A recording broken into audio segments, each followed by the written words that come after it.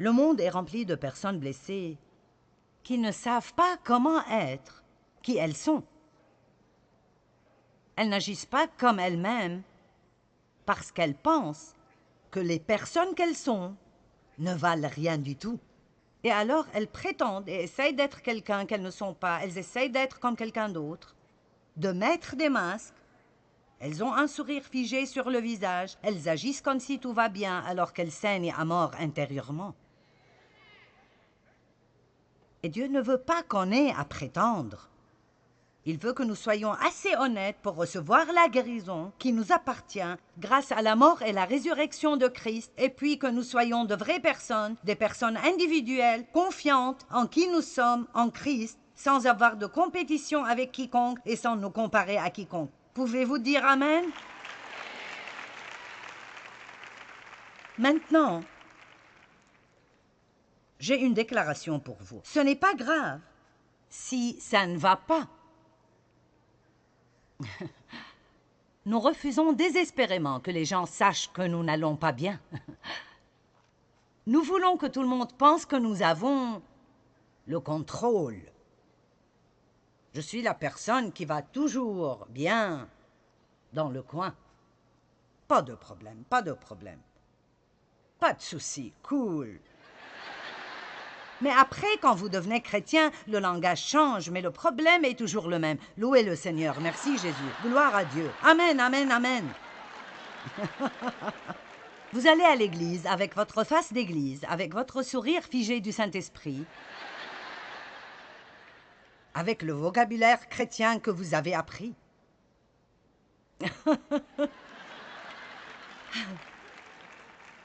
Dave et moi, nous nous disputions en allant à l'église et à l'entrée louer le Seigneur. Gloire à Dieu. Merci Jésus. Amen, amen. Ouh, ouh, ouh. Au retour, nous nous disputions jusqu'à la maison.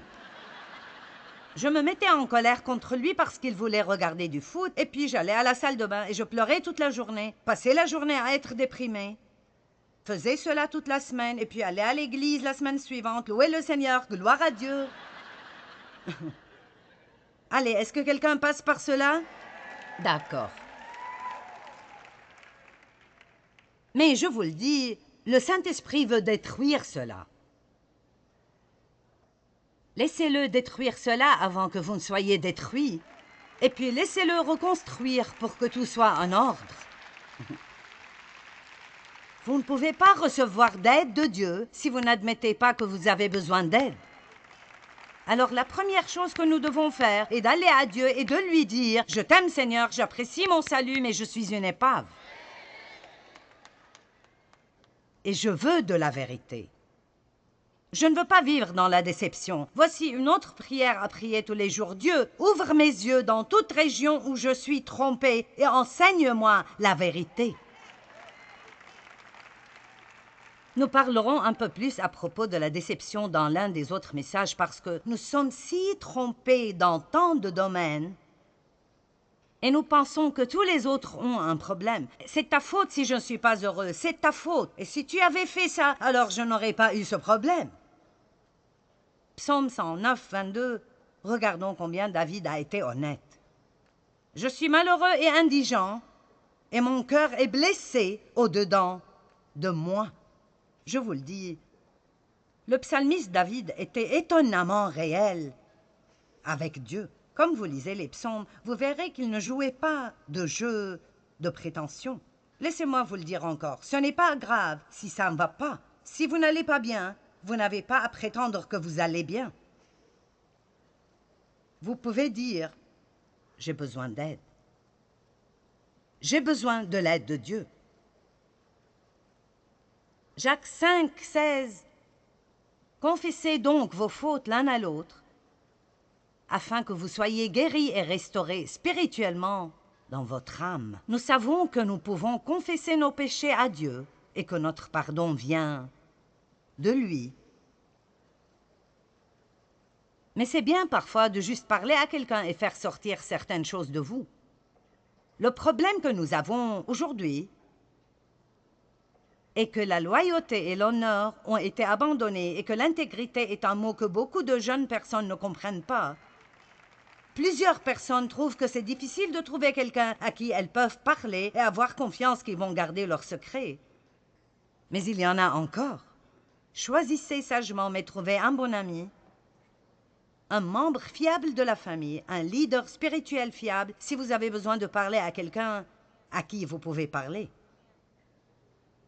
Je n'encourage personne à aller se faire suivre pendant 20 ans, mais si vous en avez besoin, ils sont tenus par la loi de ne pas divulguer vos secrets. Parfois, nous avons besoin de nous lâcher et de laisser tout ça sortir pendant des années et des années. Je veux dire que j'avais la vingtaine avant de dire à quiconque ce qui m'était arrivé. C'est dramatique de vivre avec un tel secret pendant tant d'années. Pourquoi n'ai-je dit à personne? J'avais peur de ce qu'on penserait de moi. J'avais peur que mon père découvre que j'ai dit à quelqu'un. J'avais peur que ma mère découvre que j'ai dit à quelqu'un. Et Satan veut que nous vivions dans la peur.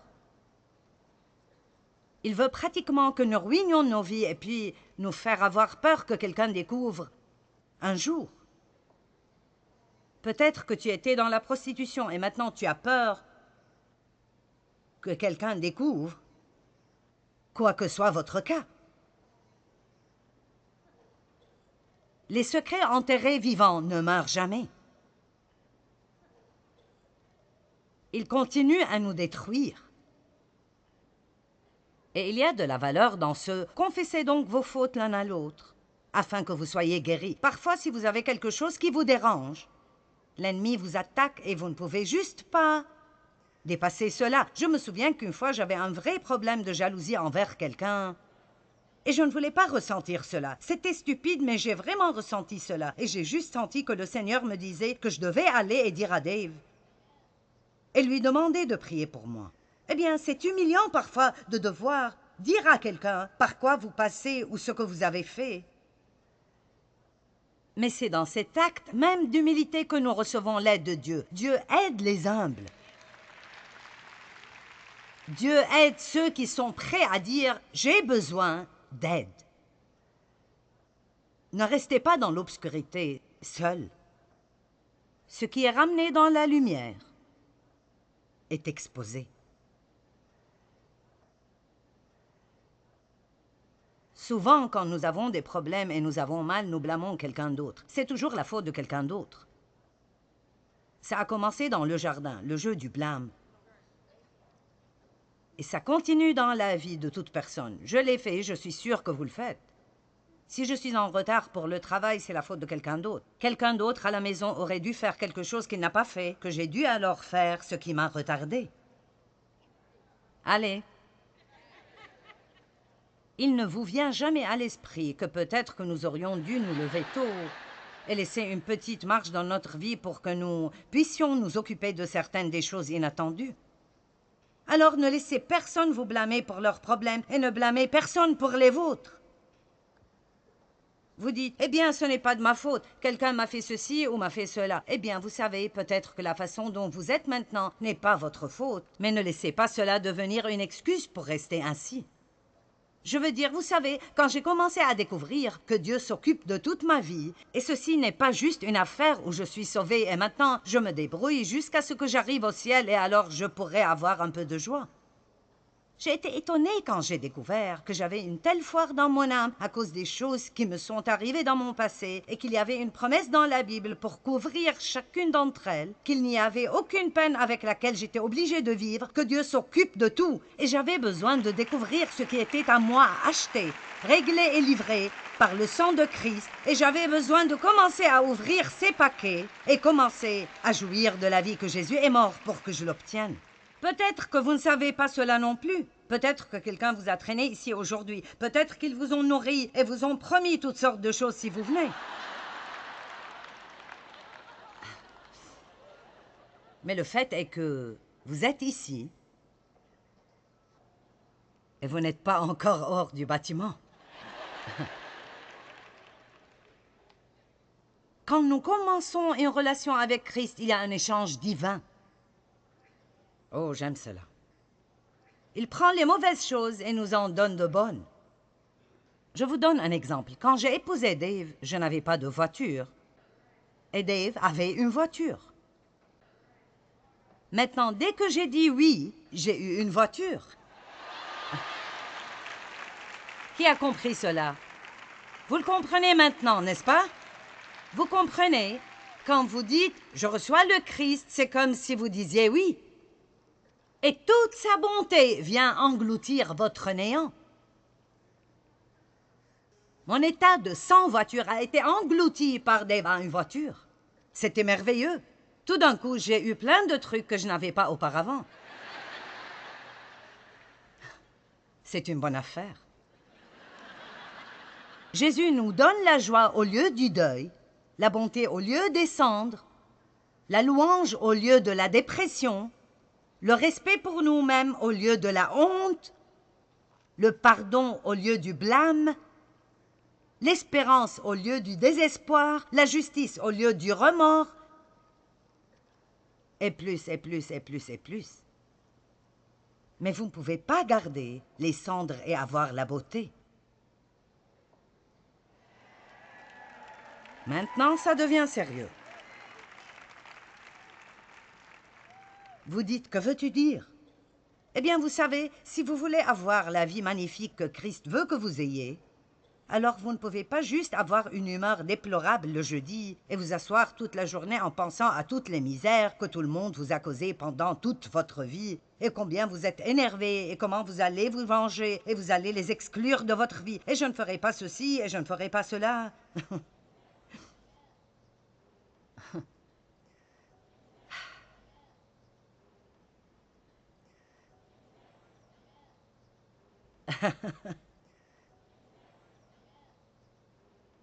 Vous devez vous débarrasser de vos cendres.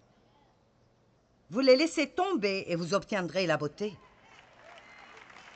Amen. Mon frère est mort il y a 2 ou 3 ans à cause de l'alcool, de la drogue et de maladies mentales, et il était 9 ans plus jeune que moi. Il a eu toute opportunité d'avoir une vie magnifique. Il aurait pu être ici dans cette conférence ce soir à travailler avec notre équipe. Je n'ai pas le temps de vous dire toute son histoire, mais le temps qu'ils l'ont retrouvé dans ce bâtiment, son corps était extrêmement décomposé. Et nous l'avons fait incinérer et ils ont renvoyé ses cendres et nous les avons prises au plus bel endroit que nous connaissons. Et nous avons dispersé ses cendres. Il n'a pas eu une très belle vie, mais nous voulions que ses cendres finissent dans un bel endroit parce que nous croyons qu'à cause de son passé qu'il a vécu, que Dieu l'a reçu chez lui. Il avait accepté Christ comme son sauveur. Il était juste un type mal en point. Il était juste mal en point. Dieu est extrêmement miséricordieux. Je crois qu'il comprend notre peine et même parfois notre perturbation. Et parfois, et je ne veux pas utiliser ceci d'une façon dégradante, alors ne soyez pas offensés si vous faites ceci. J'essaie juste de faire une analogie. Parfois, quand les gens font incinérer leurs proches, ils gardent leurs cendres quelque part.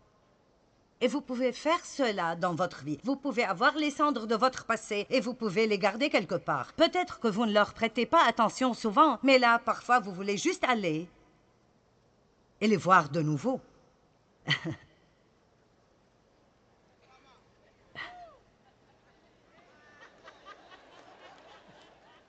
Je suggère que vous preniez les cendres de votre passé et que vous les dispersiez quelque part pour qu'ils se transforment en beauté. Amen.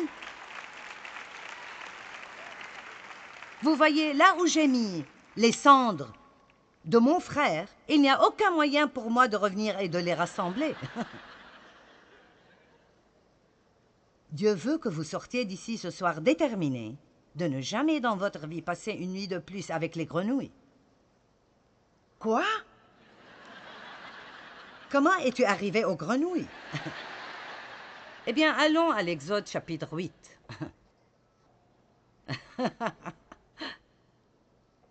Je vais en fait refaire ce message et l'appeler « Une nuit de plus avec les grenouilles quelque part ». Exode 8. Les Israélites, dans l'esclavage en Égypte, ont crié à Dieu pour un délivreur. Moïse, qui était un type de Christ, leur a été envoyé. Pharaon, qui représentait le diable, ne voulait pas les libérer.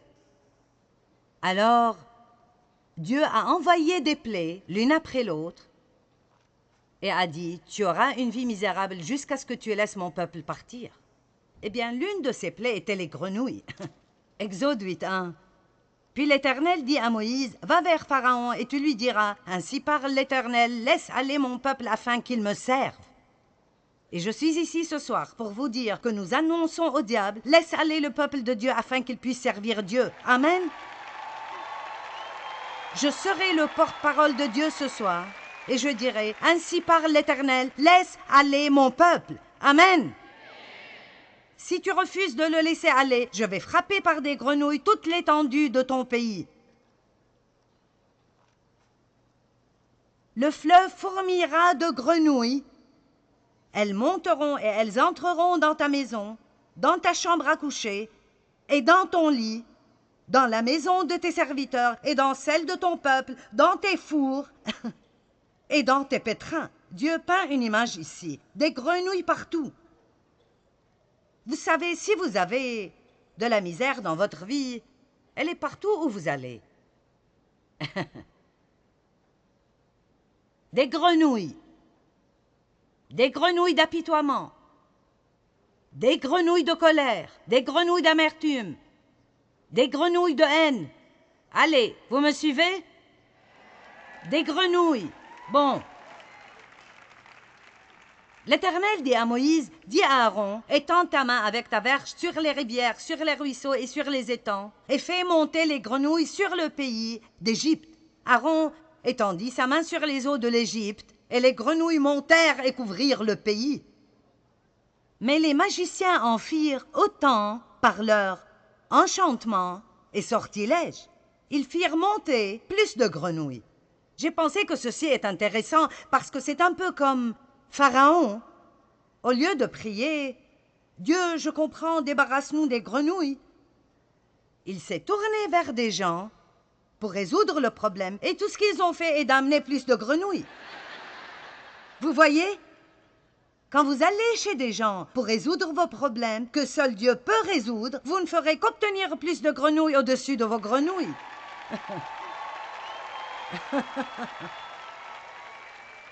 Je veux dire, vous voyez une image, des grenouilles dans votre lit, des grenouilles qui mordillent vos orteils. Verset 8. Pharaon appela Moïse et Aaron et dit, « Priez l'Éternel afin qu'il éloigne les grenouilles de moi et de mon peuple, et je laisserai aller le peuple pour qu'il offre des sacrifices à l'Éternel. Préparez-vous. » Et Moïse dit à Pharaon, « Glorifie-toi sur moi, pour quand prierai-je l'Éternel en ta faveur, en faveur de tes serviteurs et de ton peuple, afin qu'il retire les grenouilles loin de toi et de tes maisons. Il n'en restera que dans le fleuve. » Et Moïse a dit, « Ok, quand est-ce que tu veux que je demande à Dieu de te débarrasser des grenouilles? » Et Pharaon répondit, « Pour demain. » Maintenant, voulez-vous passer une nuit de plus avec les grenouilles? Pourquoi Pharaon voudrait-il passer une nuit de plus avec les grenouilles?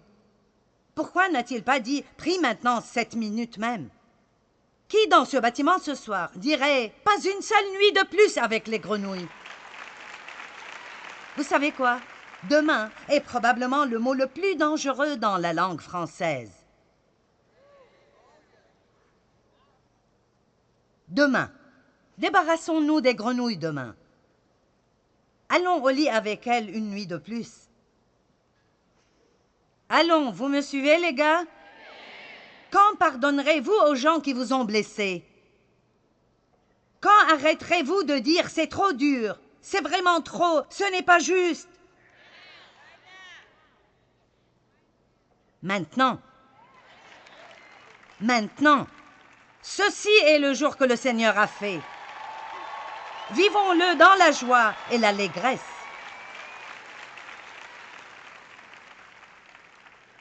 Quel est le moment le plus important dans votre vie? Certains diraient le jour où j'ai reçu Christ. Pour certains, c'est peut-être ce soir. Certains diraient quand je me suis mariée, quand j'ai eu mes enfants. Vous auriez tous tort.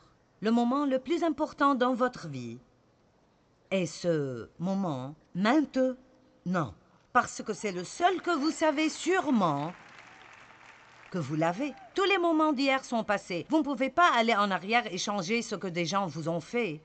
Mais vous pouvez prendre une décision aujourd'hui que vous ne passerez pas une nuit de plus avec les grenouilles. Vous ne laisserez pas ce que quelqu'un vous a fait il y a 20 ans continuer à ruiner votre vie. Vous devez persévérer et vous obtiendrez la beauté au lieu des cendres, la joie au lieu du deuil, la louange au lieu de l'abattement. Amen.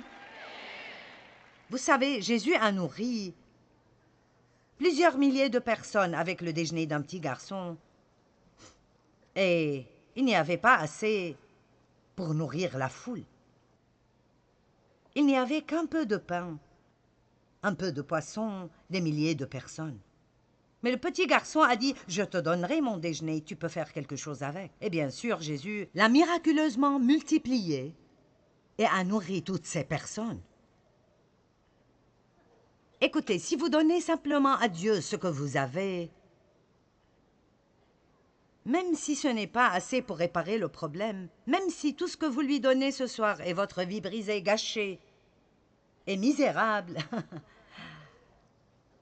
il fera quelque chose de miraculeux avec et il peut utiliser même votre passé brisé pour nourrir beaucoup de personnes.